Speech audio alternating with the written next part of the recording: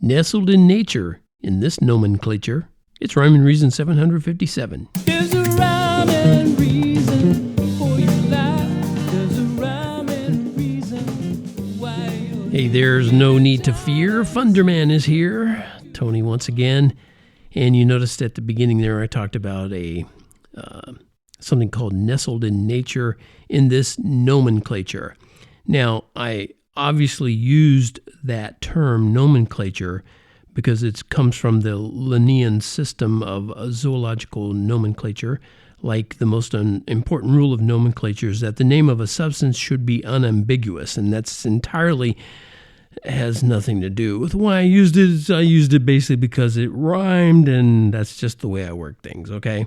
Just wanted to start you off in the right direction so you'd know what it all means, and you'd be clear, and you wouldn't be worried about that.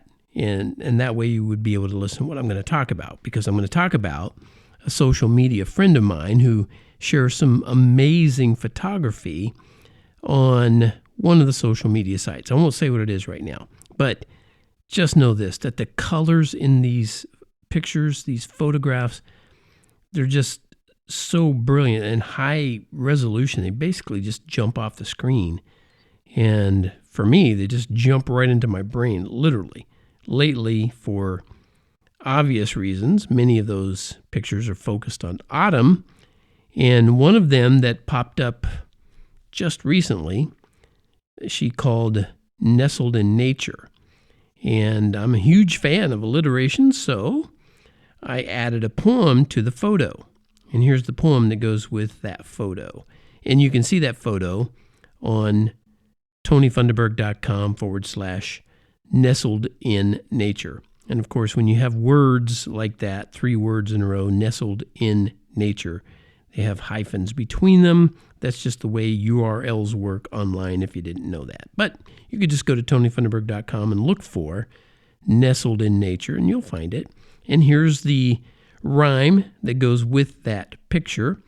Nestled in nature, in evergreen fire, a small cabin sits in its autumn attire. Some leaves have fallen, and many remain for just a while longer to sing a refrain whispering breezes have brought to this place. It's so solitary and so full of grace. A scene so serene you might wonder why the world goes berserk in the blink of an eye. Answers are simple and life can be too. Your Creator wants to restore it in you.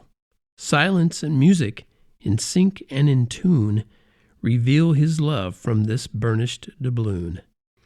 Okay, maybe you're not a fan of poetry, and maybe alliteration just isn't your thing, doesn't rock your world. That's okay. Okay, the finer things don't find themselves in the hearts and minds and lives of everyone. I understand. But I hope you are a fan of truth, because even the colors of autumn shout out the reality of your Creator, my Creator, and the reality of His love for you and me. But sadly, most people care about God's love just about as much as they care about autumn leaves, just something to be raked or burned away. And ironically, that leads to a terrible fall much longer than fall. I'll leave you with that to ponder until the next season, or no, the next episode of Rhyme and Reason. That rhymes with season.